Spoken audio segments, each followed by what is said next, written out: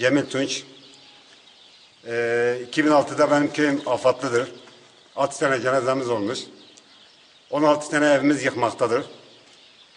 Okulumuz için gerekli yerlere başvurdum. Kaymakam dahil de. Varlığa kadar da dilekçelerimi verdim. Milli eğitime gittim. Milli eğitim benden 20 dönüm arazi istedi. 20 dönüm dedim veremiyorum. 5 dönüm verdim. Hibe ettim. Tapoka'da süre gittim. Tapoka'da süre dedi ki toplaştırmaya girilmiş. Toplaştırmaya da gittim. Toplaştırma diyor ki biz yapamıyoruz. Yapamadığın için niye yapamıyorsunuz? Müşterek dedim, müşterekim yok. Tek tapodur. Müstakil tapomdur. Babama aittir. 5 dönüm de dilekçelerimle birlikten verdim kendisine.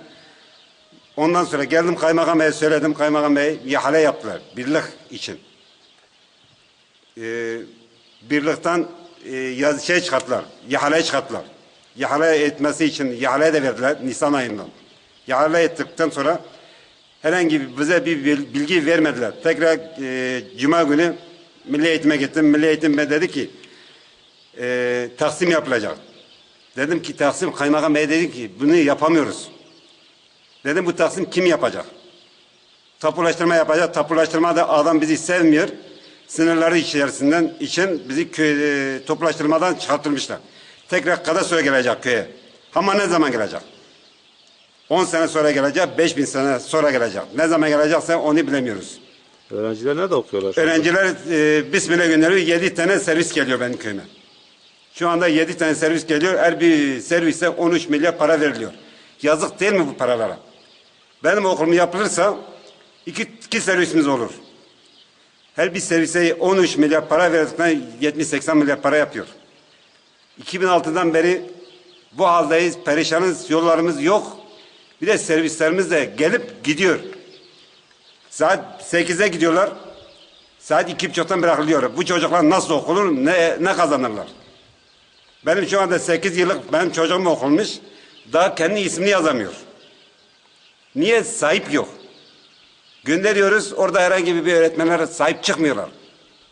Bunlar hep yalan. Milli Eğitim Müdürlüğü'ne gidiyoruz, Milli Eğitim Müdürlüğü ki ne yapalım? Siz çocuklarınıza sahip çıkmıyorsunuz. Biz de gelip çocuklarımızı size teslim ediyoruz. Siz sahip çıkmazsanız biz ne yapalım? Ama benim okulum, köyümde okul olsaydı benim çocuklarım okulu okurdu. Okul yazarı da olurdu, memur da olurdu, öğretmen de olurdu, bakan da olurdu, milletvekili de olurdu.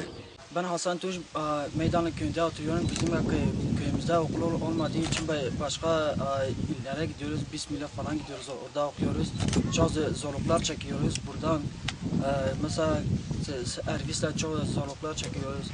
Bazen de ne bileyim hani öyle servise geç kalıyoruz. Okula gidemiyoruz. Onun için zaten kardeşim okulda kaldı. Yani öyle. Yani bizim köyde okulun olmasını istiyoruz.